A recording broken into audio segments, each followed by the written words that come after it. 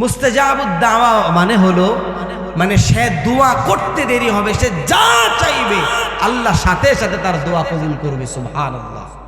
সবচাইতে বিশাল হাদিসের কিতাব যিনি লিখেছেন আহমদ ইবনে হাম্বল রাহিমাহুল্লাহ, মুসনাদে আহমদ ইবনে হাম্বল, সবচাইতে 40,000-এর অধিক হাদিস সংরক্ষিত আছে এই কিতাবের মধ্যে।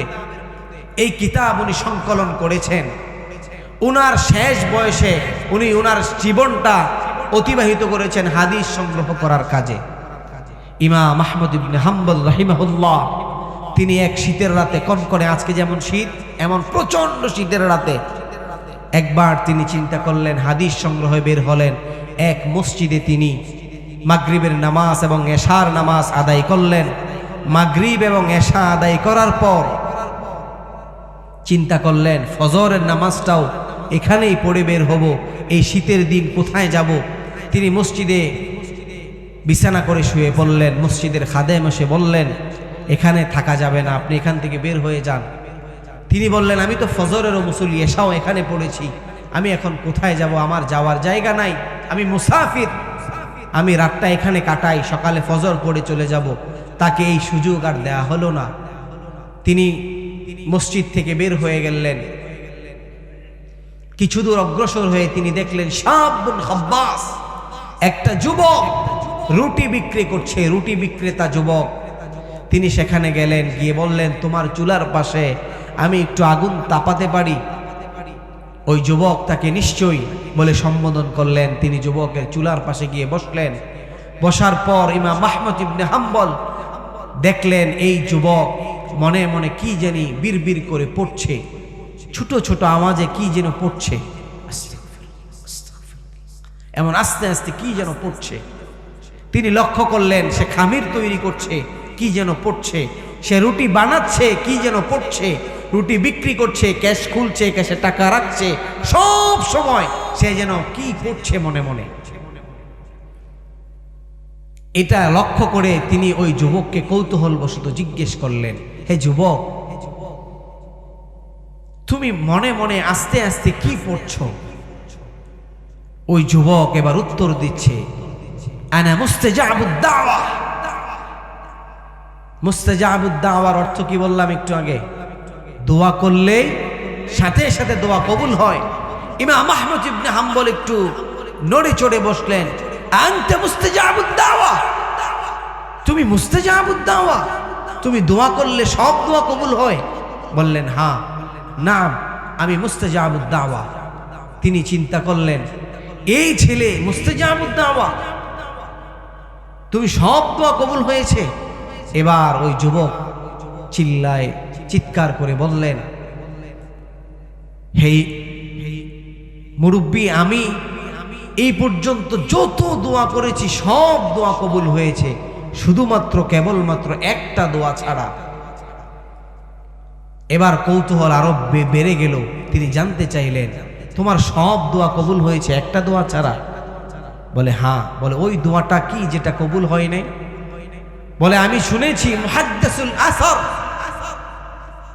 এই জমানার সবচেয়ে বড় মুহাদ্দিস ইমাম আহমদ ইবনে হাম্বল, আমার খুব ইচ্ছা তার সাথে আমি মুসাফা করব, তার কপালে চুমু এঁকে দিব, কিন্তু আল্লাহ এই দোয়াটা আজও কবুল করেন নাই। কথাগুলো বুঝে থাকলে বলেন, যেই লোক বসে আছে তিনি কে? আল্লাহু আকবার। মুসলমান ভাইরা আমার, ইমাম আহমদ ইবনে হাম্বল চোখের পানি ছেড়ে দিলেন, নিজেকে আর ধরে রাখতে পারলেন না। ইমাম আহমদ ইবনে হাম্বল চোখের পানি ছেড়ে দিয়ে বললেন, হে যুবক, আল্লাহ রাব্বুল আলামিন তোমার এই দোয়াটাও কবুল করে নিয়েছেন। ইমাম আহমদ ইবনে হাম্বলের সাথে মুসাফা করার জন্য, ইমাম আহমদ ইবনে হাম্বলের কপালে চুমু এঁকে দেওয়ার জন্য ইমাম আহমদ ইবনে হাম্বলের কাছে তোমার যাওয়ার প্রয়োজন হয় নাই। তুমি যে আমলটা সব সময় করো, সদা সর্বদা নিজেকে ইস্তেগফারের সাথে লাগিয়ে রেখেছো, এই জন্য আল্লাহ তাআলা তোমার এই দোয়াটাও কবুল করে নিয়েছেন। সুবহানাল্লাহ। এজন্য ইস্তেগফারের সাথে লেগে থাকলে, ইস্তেগফারের সাথে যদি লেগে থাকে তাহলে সব সময় দোয়া করলে সাথে সাথে দোয়া কবুল করে নেবেন কে? আল্লাহ তাআলা। এই জন্য আমরা সব সময় ইস্তেগফার করব। বিশ্বনবী সাল্লাল্লাহু আলাইহি ওয়াসাল্লাম সদা সর্বদা ইস্তেগফার পড়তেন সব সময়। শুধুমাত্র যখন তিনি বাথরুমে অবস্থান করতেন ওই সময়টাতে ইস্তেগফার থেকে বিরত থাকতেন, কিন্তু বের হওয়ার সাথে সাথে তিনি বলতেন গুফরানাক।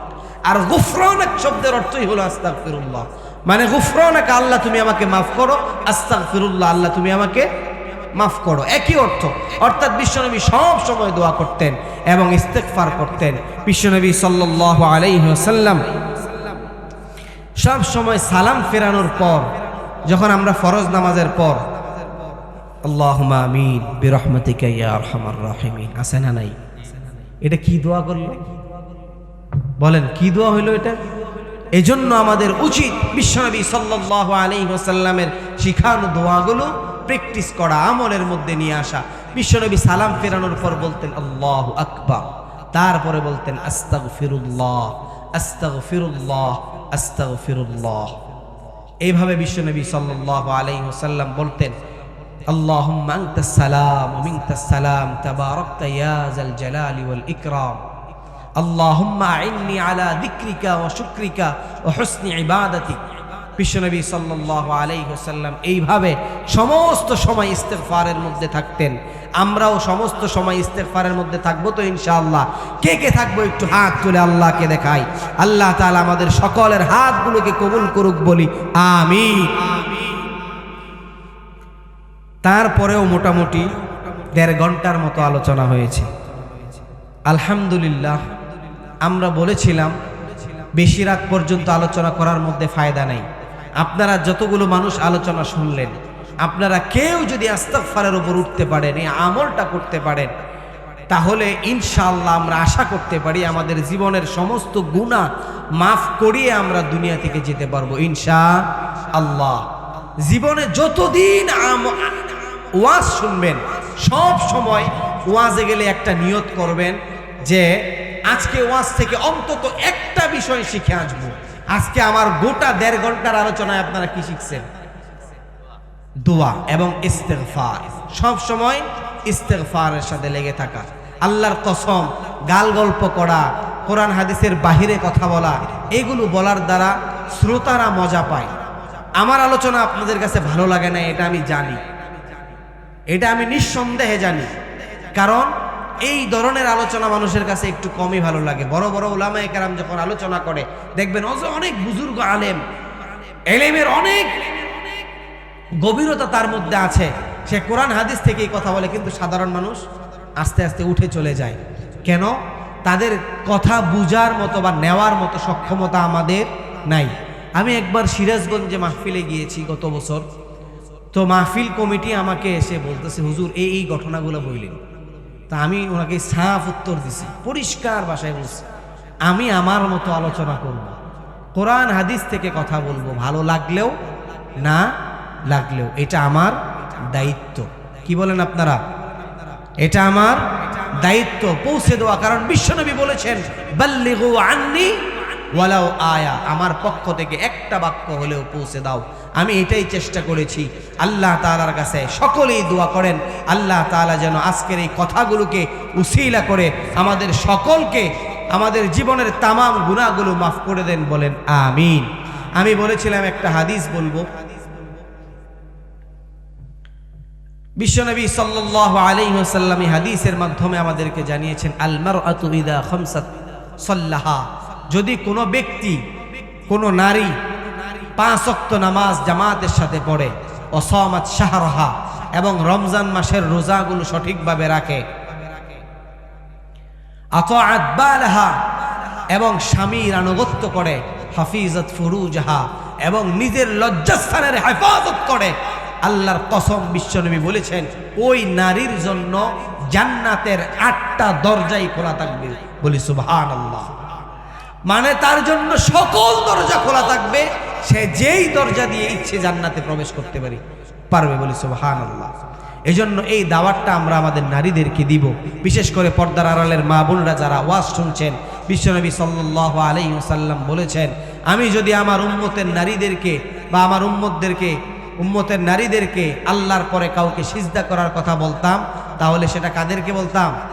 স্বামীকে সিজদা করার কথা। স্বামী অনেক সময় রাগ করে, গুসা করে, এই জন্য স্বামীর সাথে বেয়াদবি করা যাবে? কথা বলেন, যাবে? যাবে না। স্বামীর কথা, স্বামীর আনুগত্য করতে হবে, এটার মধ্যে আল্লাহ তাআলার রেজামন্দি। আল্লাহ তাআলা আমাদেরকে কথাগুলো মেনে চলার তৌফিক দান করুক। ওয়া আখিরু দাওয়ানা আলহামদুলিল্লাহি রাব্বিল আলামিন। আসসালামু আলাইকুম ওয়া রাহমাতুল্লাহ।